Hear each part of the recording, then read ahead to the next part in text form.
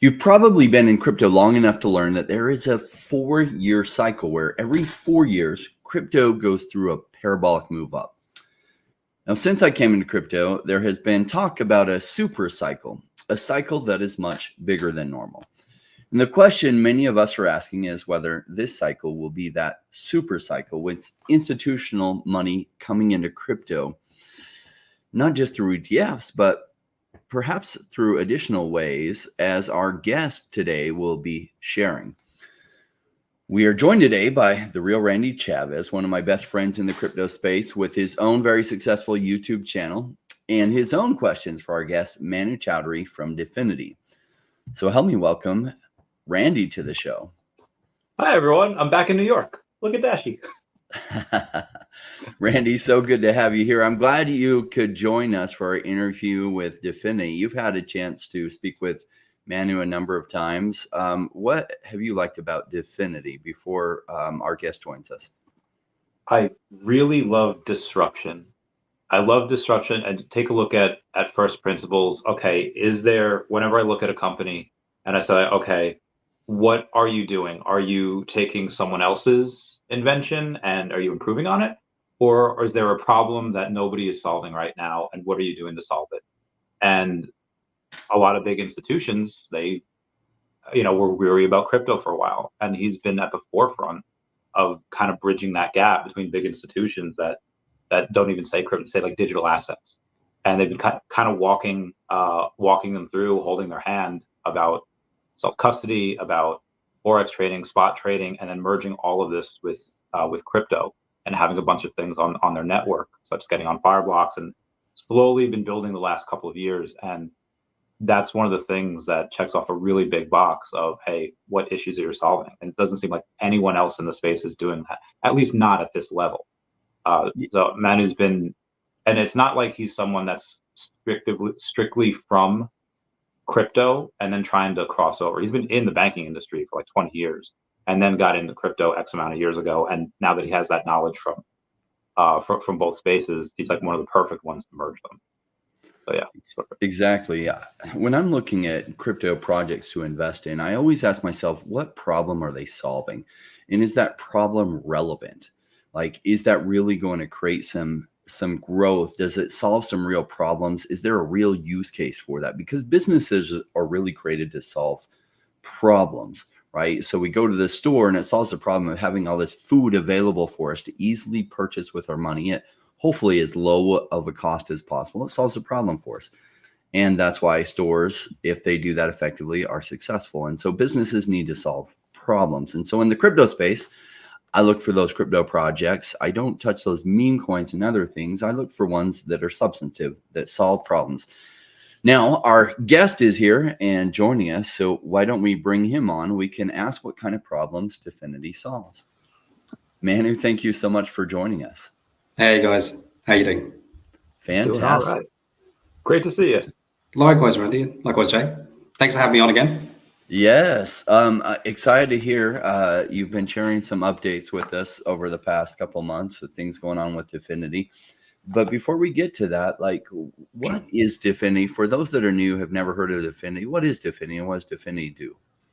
Yeah, sure. So maybe it's worthwhile giving a bit of context in terms of me and the businesses that we essentially run and essentially what we're trying to achieve. So look, I'm Manu Choudhary. I'm the CEO of DMA Link and also the co-founder of DeFinity. And essentially, prior to joining the world of fintech in 2019, I spent probably, about almost 19 years working in traditional finance, or TradFi, as the crypto kids call it. And that was working for Lloyd's. And then prior to that, Barclays Investment Bank. So to UK investment banks, principally focused on FX and FX options for corporates and institutions. So that's kind of my background. In 2017, I suddenly became a bit of an evangelist. Now I can maybe discuss that later as to why that happened regarding digital assets and Bitcoin specifically. And ever since 2017, I've been trying to work a way of getting the bridge between TradFi and the digital world to work properly, because it doesn't work properly. It's still broken. And that was really the essence of the idea for DeFinity, because I look at the cohort of clients we deal with. So DMA deals with banks, also with hedge funds and fund managers. They all have a growing requirement, would you believe, even banks, for buying, holding and trading digital assets. there's no mechanism that existed for them to do it in a safe, secure ecosystem. So we kind of put our hats on and said, okay, what is it that inspires us about digital assets? Well, they are solving a phenomenal problem. What is it that inspires us about maybe not inspires, but maybe is of value and of use of the TradFi world? Well, the value principle or the value proposition is a very, very robust, tried and tested legal framework. So we thought, okay, let's take the legal framework of TradFi and combine it with the opportunity we see within digital assets. And what do we have? And that was really the origin of DeFinity.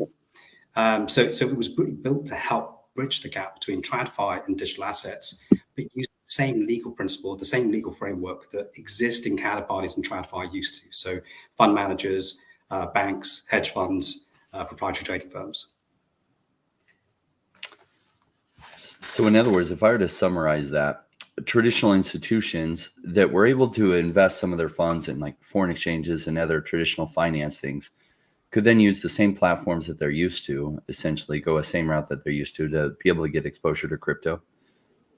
Absolutely. So we've made it very easy for them. What we've done is we've said, okay, we've probably should have mentioned this, but we've partnered with one of the largest European investment banks. And essentially what we've managed to do is we've managed to convince them to allow existing and also new to bank clients to use their existing credit lines to trade crypto with us exclusively.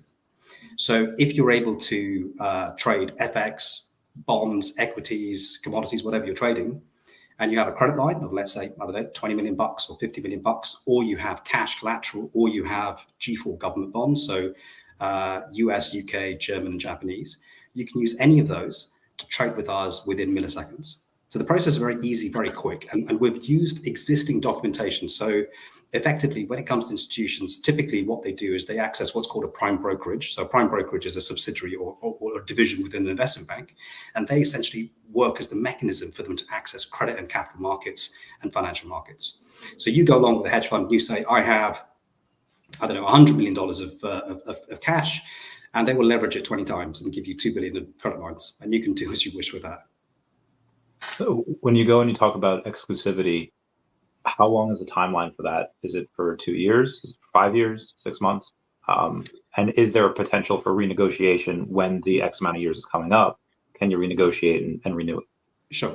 So the exclusivity period is really until we conclude our test phase and our proof of concept. And the reason we've kept it reasonably short is we don't necessarily want to shoot ourselves in the foot. Yes, we're partnered with a bank, but what we've seen in terms of value creation, you don't just have one bank in an ecosystem, you need multiple banks. And there's probably half a dozen European banks at the moment that are looking to push forward in digital assets very aggressively. So we wanted to keep the door open.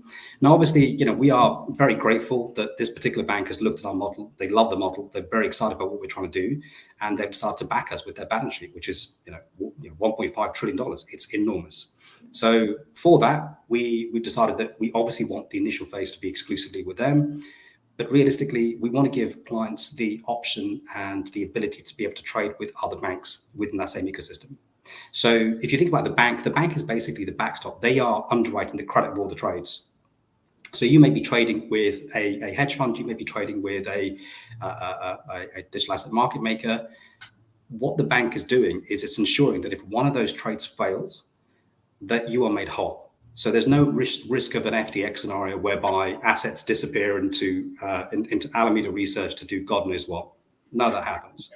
So it's very transparent. If they already have assets with this bank, it's very easy. They can just add to those assets or reallocate, so ring fence those assets to trade with us. We don't touch them. So our FX model that we have, which is DMA, essentially we have a prime broker we use, which is NatWest Markets, and essentially all trades settle through that particular prime broker. But we can face anyone. We can face JP, we can face Goldman's, we can face Citi. We don't really care. It's irrelevant. But what it means is that it's not just about, well, what's your balance sheet? How much cash do you have as collateral with these counterparties? It's irrelevant because I'm not the counterparty of the trade. I'm just a medium for buyers and sellers to meet anonymously to transact. That's it. And that's exactly the model that we're creating for digital assets. I had to chuckle at your characterization of exactly what the problem was with the current exchange model, right? Was you had very sophisticated investors giving their funds over to FTX thinking they were safe. And then those funds were being handed over to Caroline. And after watching some videos of Caroline oh my gosh, I'm sure the people that were putting their money in FTX, if they had known their assets were being used by Caroline over at Alameda Research to speculate, they would have like had a heart attack. And so they didn't realize the risk of putting their funds on FTX. And so what you've given them is what you've given serious institutions, serious players, is a route where their funds are not at risk. And it's a route that most institutions were already familiar with for trading foreign currencies and other things on the Forex markets, right? Is that a good summary? Yeah, bingo. That's exactly what it is. So, I watched those videos of Caroline Edison, and God knows how the hell she got the role. But anyway, so we have a very different view to risk management. And look, I know there's a lot of crypto purists that look at this and go, well, we're trying to beat the banks and we're trying to create our own ecosystem. The reality is, that's great, but the banks dominate financial services. You either partner with them and scale quickly, or you're going to be essentially usurped by them. There's not a single market that exists today in TradFi that's not dominated by banks making markets. It's just a matter of time. So I understand the logic and the rationale of what they're saying, and I get it. But the reality is that we're in this to try and make this process of institutions entering the crypto market as quick, easy, efficient, as safe as possible. Because ultimately, what are we trying to do? I love nothing more than buy and hold investors. People that come in and say, I want to buy 50 Bitcoin a week forever. That's my perfect client. I love those guys. That's brilliant. And it's great for us because it shoots up the market cap of everything, and it helps us to stabilize pricing. So look, I'm a big fan of this and a big advocate of getting institutions into this market as quickly and efficiently as possible. Yeah. Now, how is what you're doing going? You've recently, so you created an exclusivity, giving one bank, basically they're underwriting this for you, so they have exclusivity, and you actually have it where institutions can access crypto now. How long has that been running for, and how is it going? Yeah, so essentially it's been a hell of a ride. So look, the longest period of time has been trying to get our head around the regulatory framework, and it's an absolute minefield because, again, even now, it's not very clear where the SEC's view or vision is in any of this stuff. It's very difficult. And look, let's be honest. I think with the best one in the world, you can pretend, well, we'll do everything excluding the United States. But last time I checked, the US has the biggest bond market, the biggest equity market, the biggest commodity market, and the biggest economy. So you can't do that. So I think the SEC and the US regulators, because I don't know why the US have about 500 regulators, most people have one or two, they need to get their shit together, and they need to do it quickly, because there's no industry the United States does not dominate apart from this one. So I would be willing to wager, hopefully in November, we see a bit of a change at the helm of the SEC, and Gensler's fired, hopefully, I don't know. And if so, then I think we're going to see great things. But I think that's the backbone of this. And one of the most challenging things we had was navigating the landscape. So initially we were regulated out of the BVI. BVI was then grey listed by the Financial Action Task Force. So we thought, oh shit, now what do we do? Then we had to find other jurisdictions, which eventually moved us to Mauritius, and then we're applying for our license in Jersey. And so that's been the biggest challenge with really launching the business. And what we've done is that the model I'm talking about, the bank model, will be going live in probably the next 3 months. The model that's live at the moment is essentially a bit of a feeder. So essentially, it's creating a funnel of opportunity clients to go into the bank model. So that's our USP, which is, look, you trade with us today, and we will put you in that, not the first cohort, but probably the second or third cohort of the bank model. So that's what everyone's excited about. And I can't really go into the specifics of the numbers, but put it this way, we have gone from, in December, doing maybe what was barely a 7-digit number to increasing that more than 100 times. So it's gone parabolic. And this is just the beta test. This is not even the proper version. This is the beta test of our model. So what it tells me is, it gives me confidence that the idea that we had, was it 3 years ago when we initially put this together, was the right idea. We weren't taking crazy pills. We saw the issues and the problems in the market. We fixed them properly. And actually now it's come to fruition. So people are recognizing that we were correct 3 years ago. Which is great. It's a huge accolade to the team, and a huge testament to us having the confidence and the faith to keep on moving forward. Whilst everyone's calling us crazy 3 years ago, this was never going to work, and lo and behold, here we are, and it seems to be working. I love that. There's so much. So when you were talking about, and I know you can't say specific names, you're talking about you already have a partnership with a AA rated bank, and then you said there's other banks that are, like, about half a dozen that are looking to get into this as well. Yes. comparatively, if we compare banks to banks, how are they in relation to size? I'm guessing that they've all got to be a bit smaller than the relationship you have with this one, correct? Yeah, so look, I think there's two different demographics here. So, well, technically there's three, but let's look at the two that are the most relevant. So you've got the US banks, and Goldman's and JP are moving forward very aggressively, but they're being very secretive because I guess they're concerned about the SEC. If you look at all the other banks, we've spoken to most of those other US banks. They're just waiting for a change of the guard at the SEC, and I think that they're just twiddling their thumbs. I don't know what they're doing. The European banks have been very aggressive. Surprisingly, I was astonished by how aggressive some of the Spanish banks and some of the French banks have been. They are really moving forward. And some of this I can talk about publicly. So, for instance, SocGen was the first bank to essentially create a bank-issued stablecoin on the Ethereum Layer 1. And what was different between this stablecoin and the one that JPM did, JPM coin, was it 3.5 years ago? So that's a proper OG stablecoin. The big difference is that this time the assets are held by the Banque de France, so their own local central bank. So there's no basis risk between SocGen credit rating and the sovereign credit rating. So that's it's essentially a synthetic CBDC. It's a very, very smart product. Now, I'm not going to comment on how the execution went because it wasn't great. It was very clunky, not very easy to use. But that was the first go. That was the beta model for this. A couple other French banks are doing the same thing. They're going to be doing their own stable coins, I would believe, at some point this year. And then we're probably going to see a couple of other European banks do exactly the same thing. So the biggest headache that banks have, so a lot of the European banks we're speaking to are happy with Bitcoin, happy with ETH, and that's about it. But the issue they have is the stable coins. They have a problem with USDT and USDC, would you believe, which I'm surprised at. So in order to get around that, our suggestion was you're a bank. You can create money. Create your own stablecoin, guys. I mean, you have the capacity, the means, and the capital. Why the hell wouldn't you do it? And it looks as though that is potentially what they're doing now.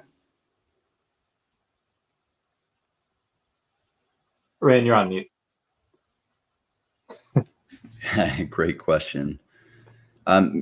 Jason asks, Manu, I'm an investor. Can you speak to how this product scales? You mentioned facing Citi, Goldman, etc. So look, the way this product scales is very straightforward. So, okay, let's look at the FX business for example. What we're trying to do is do the same thing we've done in FX. So in FX, we have an ecosystem whereby we have a bank that we're working with. They basically are essentially underwriting the credit for us to trade with other counterparties anonymously. At the moment, we have one bank. If we get more than one bank in, we scale very quickly, very aggressively. So the key thing here is to launch the bank model, go through the beta test, go through that initial cohort of those clients we're working on, and there's only about a half dozen to begin with, but they're all absolute behemoths. They're huge clients. And then once that works properly, then it's to go to market and then again speak to one of the half dozen European banks and say, listen, guys, this is what we just launched. We've been very tight-lipped about how it works, but these are the mechanics, this is the process. You can try and copy the model if you wish, which you're welcome to do, or you can just come and join the party and save yourself 2 years of legals, which is the approach we're going to take. And then those banks come in, they join, we have a bigger ecosystem, and then suddenly it's not just one bank's clients, it's 2 banks or 3 banks or 4 banks. So I think this scales pretty quickly. And I think this creates an entirely new mechanism of trading for these institutions. So I'll give you, for instance, let's say my hedge fund. Okay. I can't go to my bank and say, I'd like to trade Bitcoin, because they'll say, great, we don't do it. Whereas in our scenario, they can say, yeah, no problem at all. You have 100 million of credit. We can allocate 10% of that. You can trade on this platform. Oh, by the way, you can use your existing documentation you've signed. There's an addendum in terms of provision of service that we have to sign in addition to what you have, but it references all of the documentation you've spent 1.5 years negotiating with your very expensive lawyers. That makes that move to use us very quick, very fast, very efficient. And I think that's the big USP in terms of what we have. We can look at those existing clients that essentially are with the bank today and very quickly scale just internally with those counterparties, because the only route available to them is to go to an exchange like a Coinbase or a Binance. And the problem you have is if you look at the annual report of Coinbase, in a default scenario, which they state, any digital assets held by Coinbase form part of the balance sheet of Coinbase, and they ain't your assets. It genuinely is not your keys, not your crypto. Now, if I'm a fund manager, I've got a whole bunch of assets allocated to answer to. I can't do that. And it doesn't matter which exchange you look at, every single one does the same thing.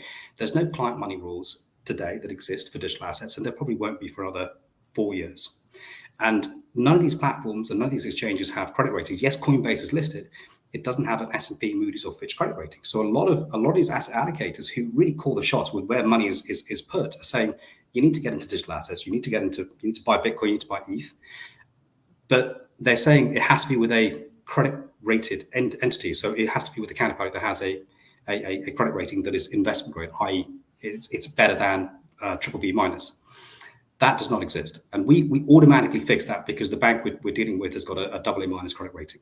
So instantly they can face our credit risk, which is basically not our credit risk, it's actually the bank credit risk, which they're comfortable taking anyway. Yeah, great point. Great explanation. There's you've been doing a couple of these. You did an AMA yesterday over on on X, and then you did there was a Discord AMA like last week. There was, yes. Yeah, and you guys have been doing a lot of really big fun things. I think that particular AMA on Discord was recorded by someone. I don't know if that's available to the public yet, or if it's just you need the link for that. And now you're doing this today. It is. I need to have a chat with Chris and double check. Yeah, I'm pretty sure that was recorded. That is available for people. Yeah, I saw it, but it was, you needed the link in order to listen to it. Like I didn't know if that link was public. Like, it wasn't a public video as of yet. But okay, I'm pretty sure it will be. I'm pretty sure it will be. Okay, great. The reason why I brought it up is because it seems like you guys are doing a little bit more and more market outreach and a little bit. What type of other marketing campaigns do you have? Do you have any type of thing to raise awareness or any type of raising liquidity? Yeah. Yeah, no, absolutely. So look, I think it's probably maybe worth telling you the reason for why we haven't done this earlier. You know, the reason we kind of waited was we're now a stone's throw away from getting our actual license in Jersey, which allows us to launch the bank model properly, which is huge. You know, this is going to be one of the biggest things that happens once that is launched and we're able to announce who this bank is, which I can't right now. This is going to be a game changer because it's one of the big ones. And essentially what will happen is that we will see a huge amount of volume, I think, gravitate towards us because it remedies a whole bunch of headaches that exist. But the reason that we've kind of not spent too much time and effort on the marketing is because we weren't really in a position to do that. You know, we didn't have any, I mean, look, we had a lot of belief and confidence. Look, we've got a great idea. We think this is going to be a game changer. We didn't have anything more substantive. Now we do. We've got a whole bunch of clients that have been trading with us for the best part of, let's say, 5 and a bit months or 6 months now. And volumes have just gone parabolic. So we're obviously doing something right in terms of the ecosystem we've created and how we've actually put things together.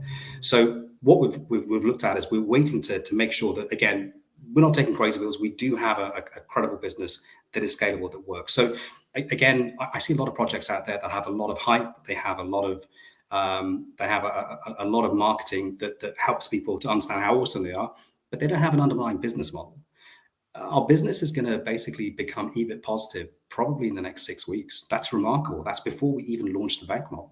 So we're going to be basically churning a profit before we launch the model that's going to turn us into $1 billion company.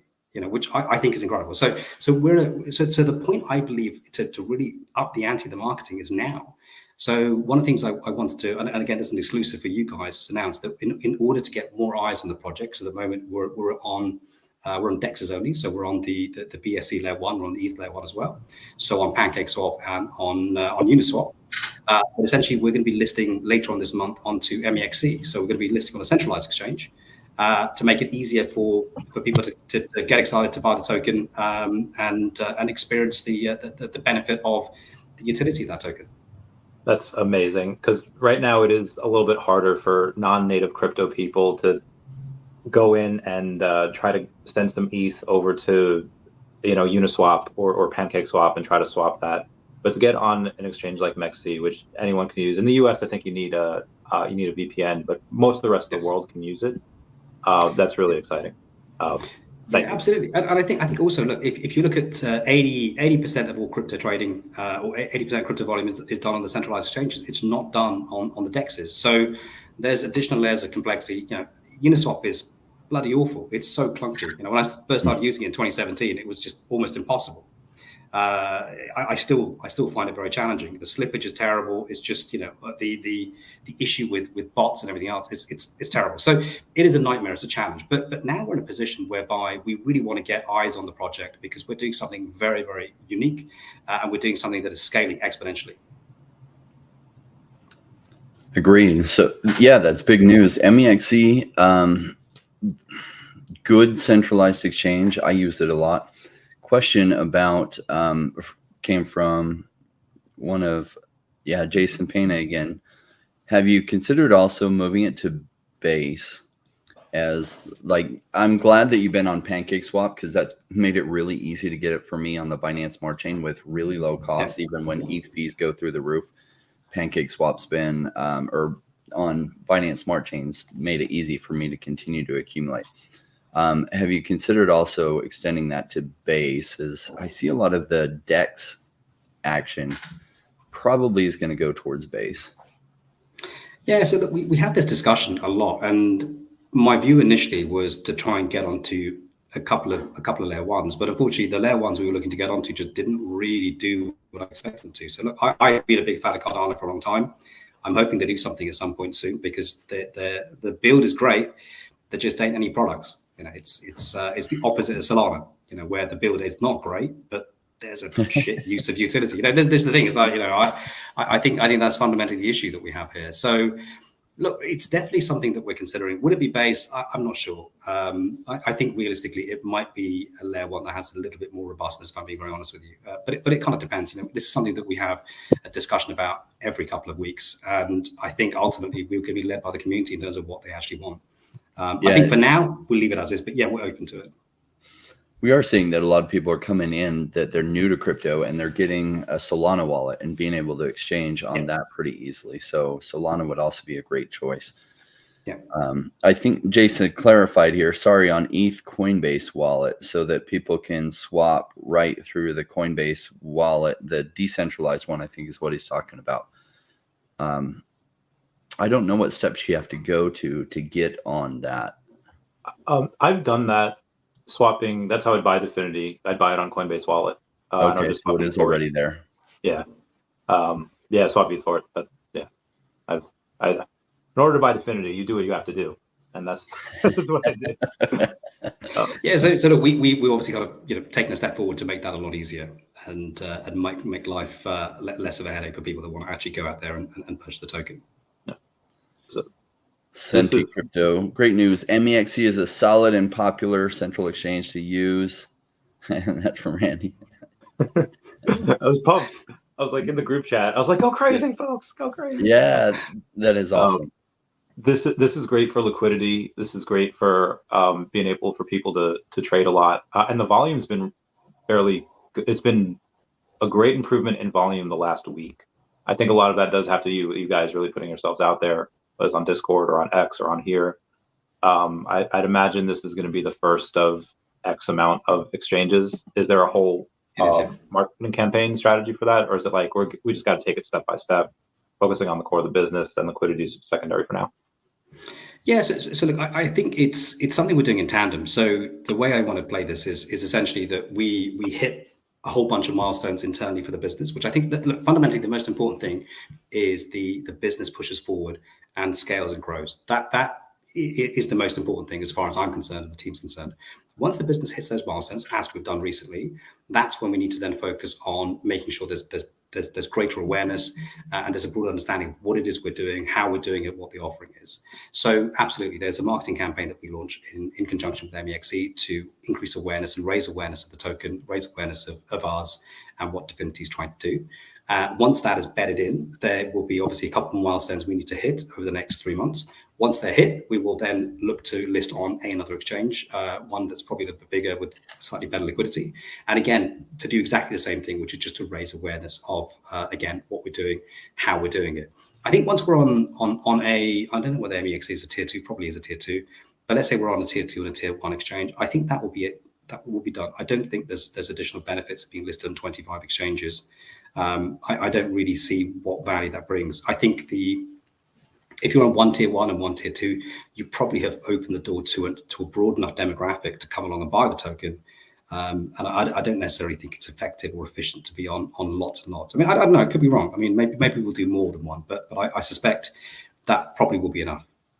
It does make sense that if I do like the direction of focus on the business and what the business does and let that take care of a lot of it, with opening some inroads to marketing and other things, because sometimes awareness in crypto is hard to reach.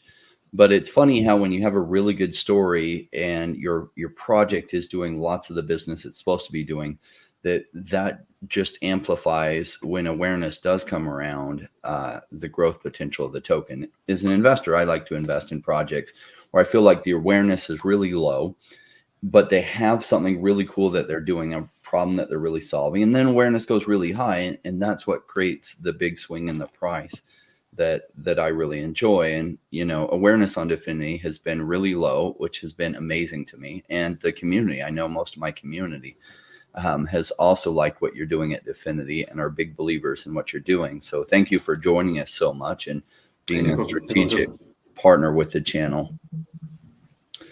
We love hearing what's going on, because a lot of my community thinks like me. We like these early stage businesses, and you're not so early stage anymore. You've been doing this for about 4 years. But your business model is just coming into play, where all those connections, all that work is coming together. And as that hits, usually it's then easier to get a whole lot of positive press related to what you're doing.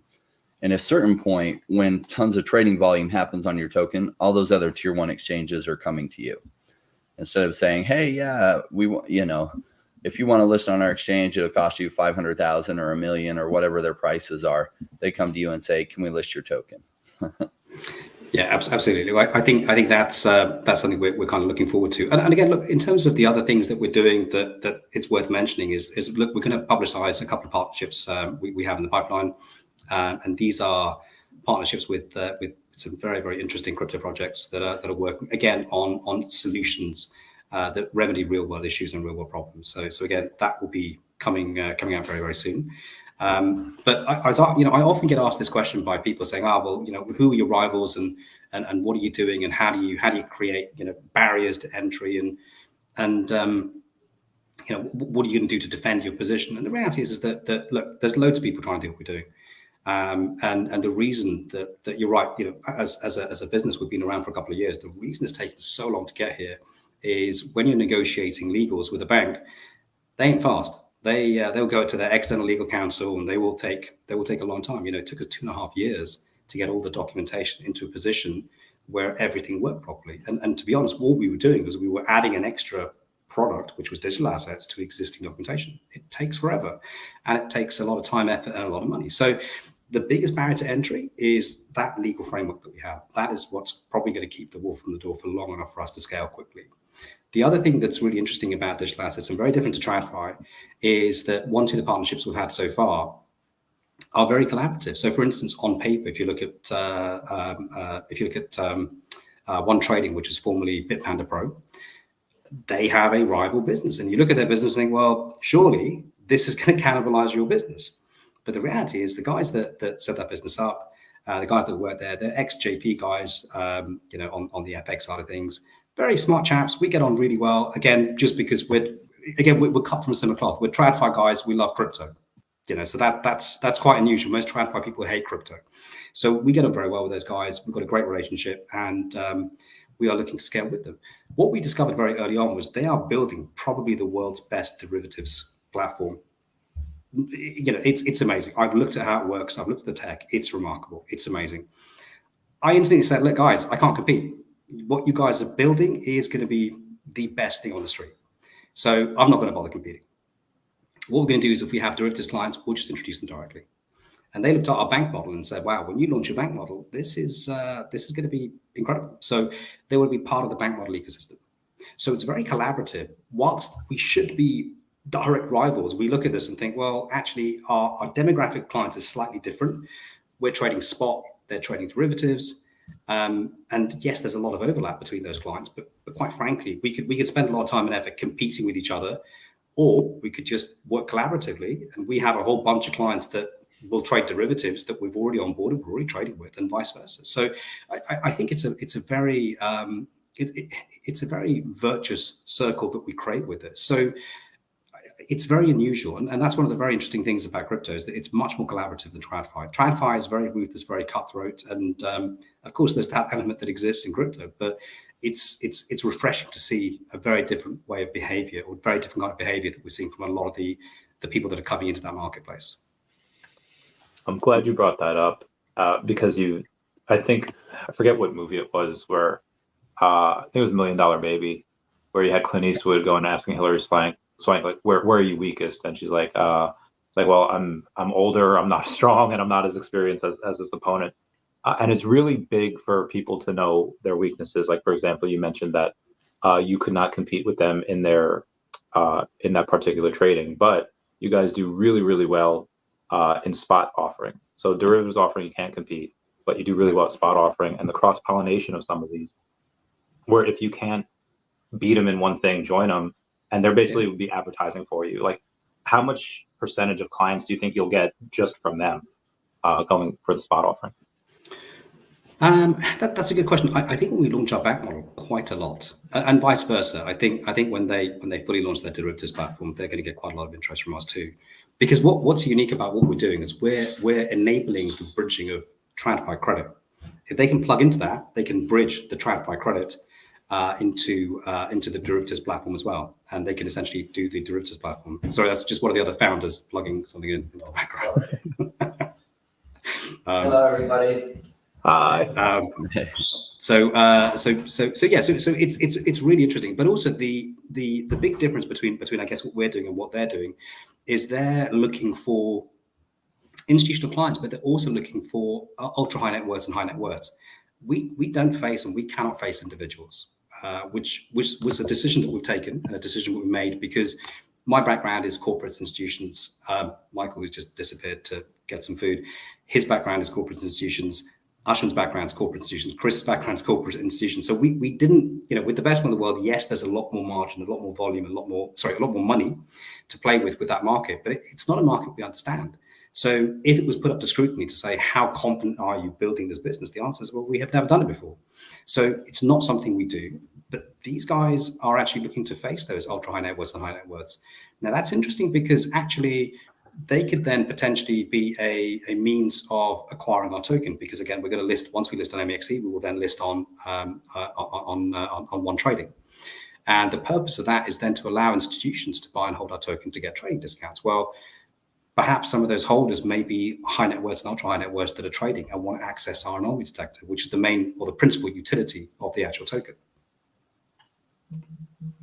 You just had their DeFinity Markets, your account on X, go out and post like, hey, just a reminder, we're integrated with Fireblocks, a massive step forward. Yeah. And I think you had told us that almost no other token that's available on there has less than a $200 million market cap. And then you just announced MEXC today. We're up like 6.1% on the day for the token on this.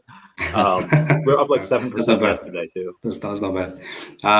Yeah, absolutely. So look, the move to get onto Fireblocks took a long time to actually get approved by those guys. So yeah, they eventually approved it once they understood what we're trying to do. So yeah, we are the only token that has a market cap. I think it might be slightly more. I think it might be the only token that has a market cap less than 225 or 230 million.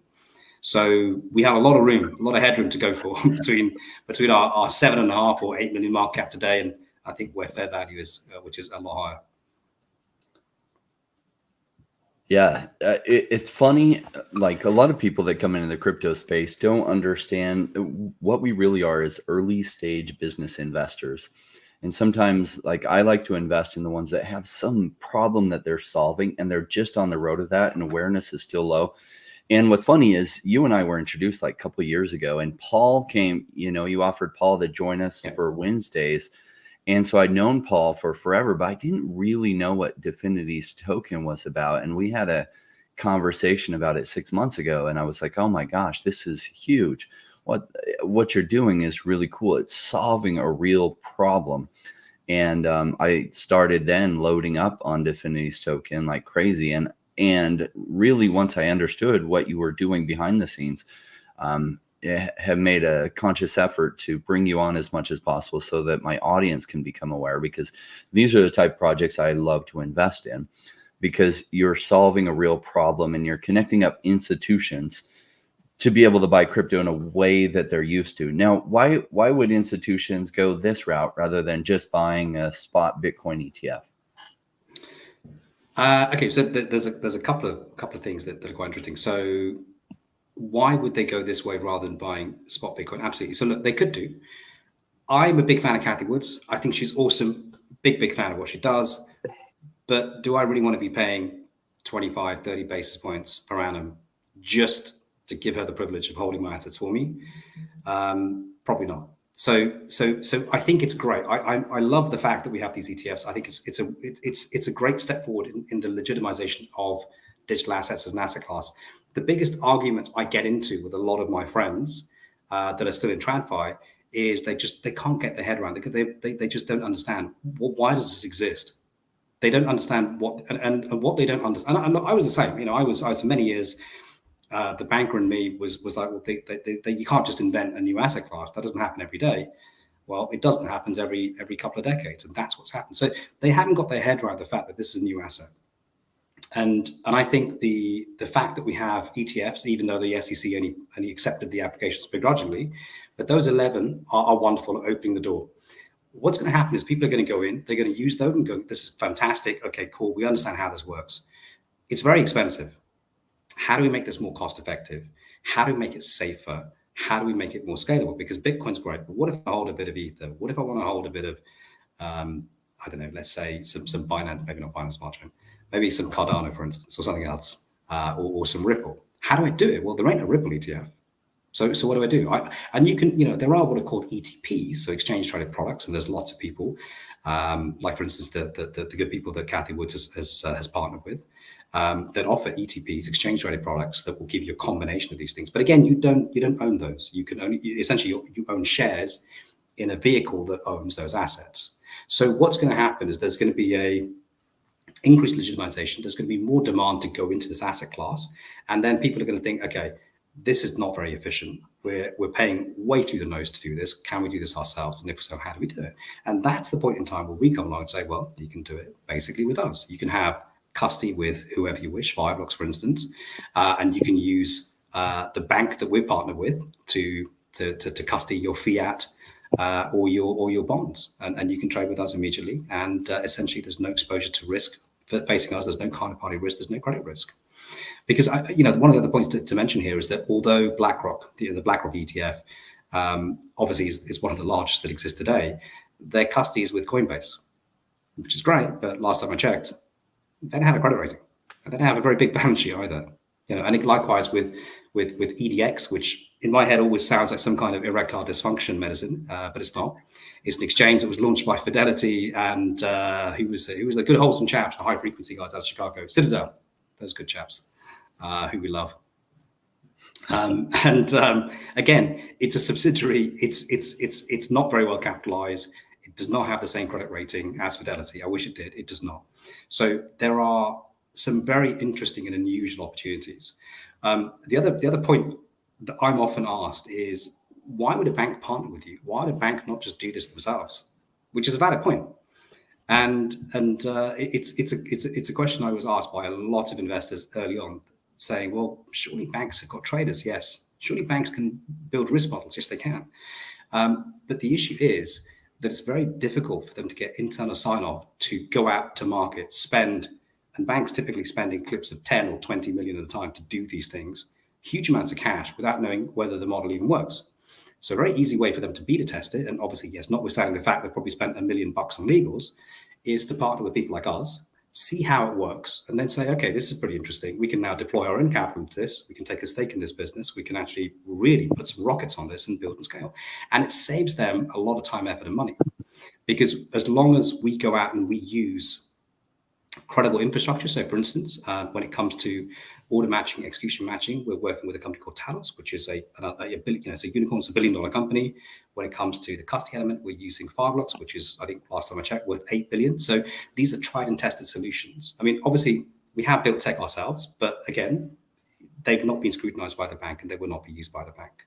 So that's a really interesting angle here as well, which is why I think, once the banks begin to realize what the size of the prize is, because I don't think they understand there's a lot of money. They don't quite get how much. Once they realize, they're going to start piling in. It dawned on me about a week ago. Like one of the questions I've been asking myself with institutional adoption, will this be a super cycle, meaning a bigger cycle than normal? Because every 4 years since 2013, we've had a parabolic move in crypto, which is what I wait for. I generally buy during when things are low, and then I wait till everybody is talking about crypto and buying crypto, and that's a good sell point for me.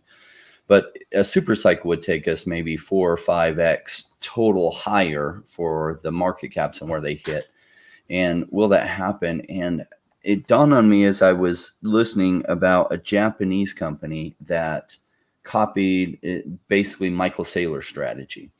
And they're doing exactly what Michael Saylor is doing, essentially using an existing business with existing cash flows to borrow money to buy Bitcoin, and then borrowing on that Bitcoin to buy more Bitcoin.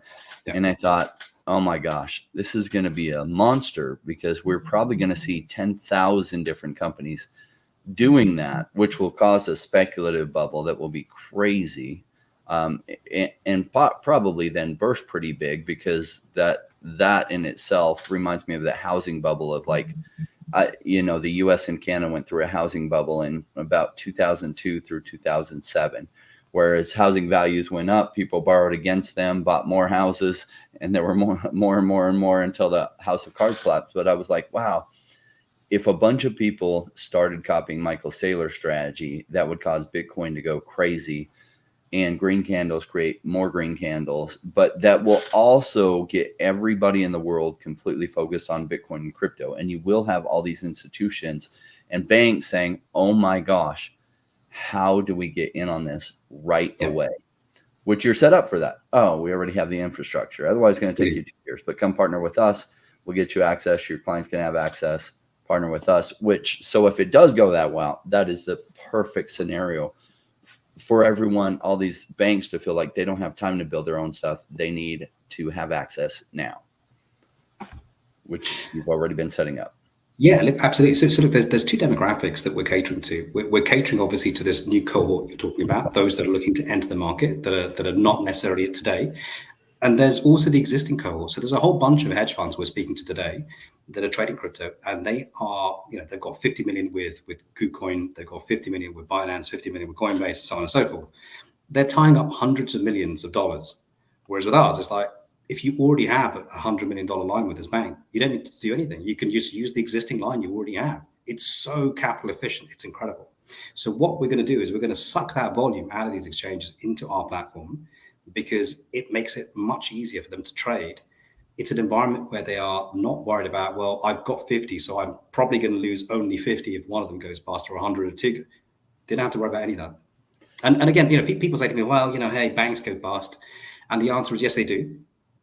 And look, I'm not saying banks are the good guys necessarily. They do a lot of bad shit, and I know, because I was there in the credit crunch and I saw some of the horrific behavior. I get it. I'm not saying that they're necessarily the good guys, but all I would say is that when Lehman's went bust, those people that were owed money from Lehman's got 88 cents in the dollar. I'll be willing to wager that those that owed money by FTX will get 0, and that's the difference.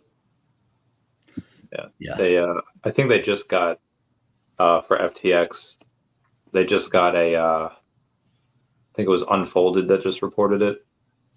They had a 24 billion tax claim with the IRS for 200 million in bankruptcy court, 685 million lower priority claim to be paid after customers and creditors. So yeah, we don't know how much they're going to get. Well, I'm now an unsecured creditor, so I don't think I'm getting my money back. Yeah, exactly.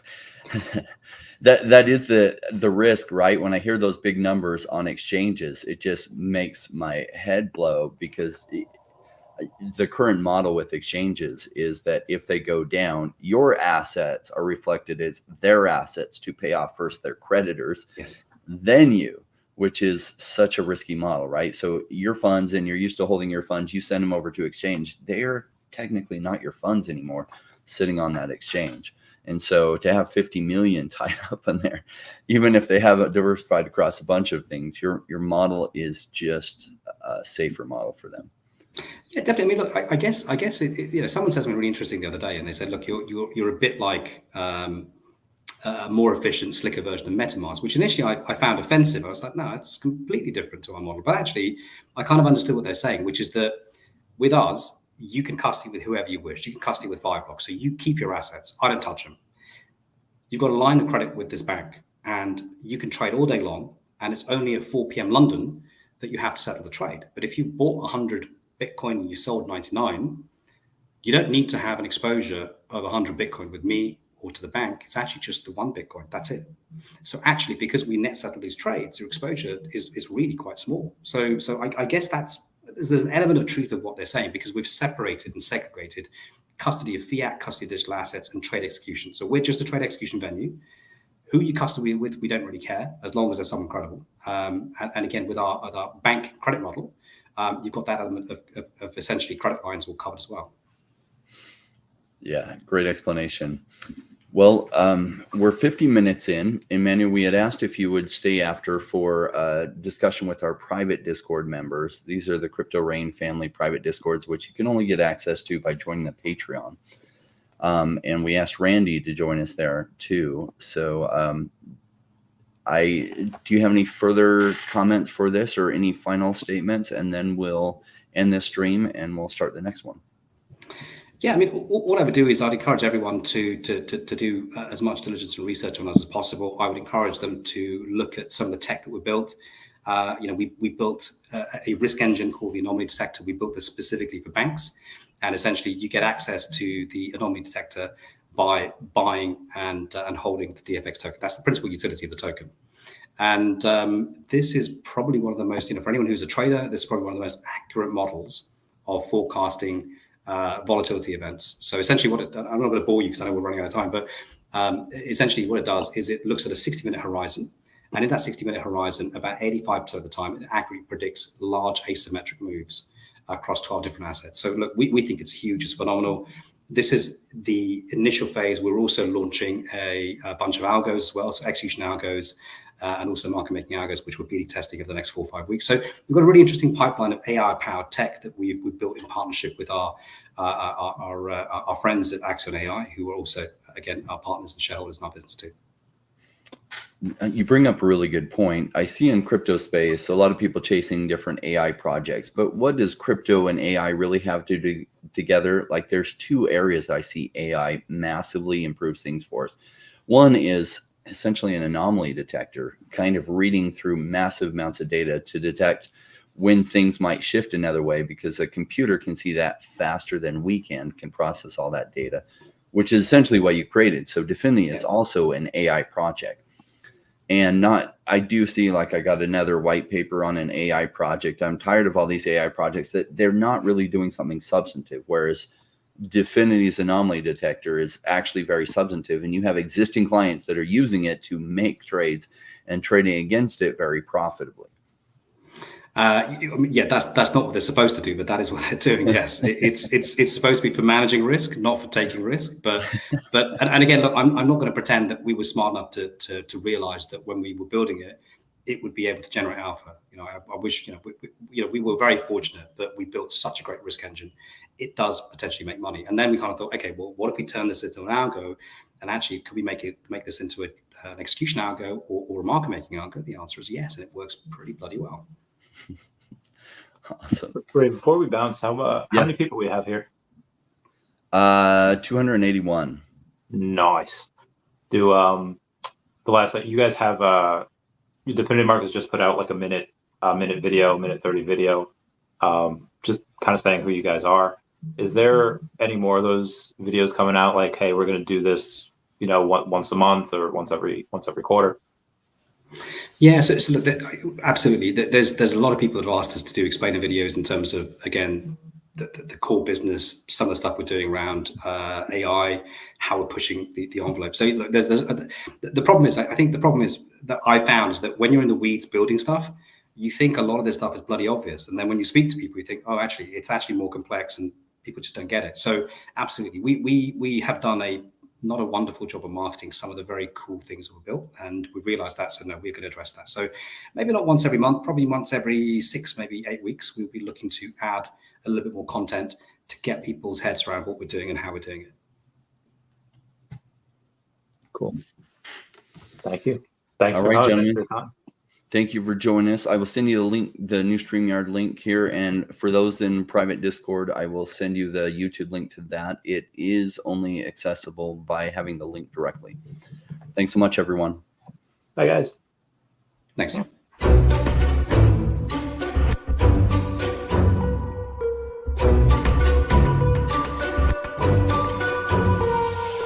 Came into the space chasing all of the gains, chasing the pumps and all of the hype trains. But like in life, shit bad before you good. Was taught to buy when it was pouring like a rainmaker should. I buy when it's down, don't chase the boats that I miss. Cause I always make the time in mind. I stick the one out cause I'm patient like that. And I'll wait for the right time. I sell when it's high, I buy when it's low. They call me rich, they call me smart. I'm just a rainmaker running the show. Calculated investments, I don't leave with my heart. Principles are simple, they're leaving a mark. Why when it's boring, just gotta be smart. I sell when it's hype, like all the channels they pump it. That's when I was selling, go parabolic and dump it. They call me rich, they call me smart. I'm a rainmaker, making my own start. I'm with the future, learning the past. Makes the time fly by, years going so fast. The game plan is mine, I'll own it now. When I reach the top, haters asking me how. Cause I'm a rainmaker, investments I love. And I follow what I learn, not relying on luck. Time is never better, the time like the present. This next 5 years is a gift and it's feeling like heaven. I'm committed to learn, studying to know that nothing comes easy but with knowledge the game show. Sticking out this road cause soon will come a bear market. Learning and growing and when it's slow will be the target. Naysayers come out, Bitcoin is dead. The massive decreases can get to your head. Sticking around, the time is better. Strong like that, I'll let the others be fretters. 2 years time the ball will bring back the gains. That makes it worth the effort cause here comes the rain. So let's go rainmakers, let's make it all happen. Let go of the hate, let the haters be crapping. I'm here for 5 years, let's do this together. The time is right, the time could be better. They call me rich, they call me smart. I'm a rainmaker, making my own start. I'm with the future, learning the past. Makes the time fly by, years going so fast. The game plan is mine, I'll own it now. When I reach the top, haters asking me how. Cause I'm a rainmaker, investments I love. And I follow what I learn, not relying on luck. Haters be hating, the time to slow down. Addressing what they say when I'm wearing my crown. They're chasing green candles like someone who was new. I got a vision that was bigger, helping me to push through. I'm still human and sometimes it is rough. And that's what makes me special, simply I stay tough. Cause I'm a rainmaker, investments I love. And I follow what I learn.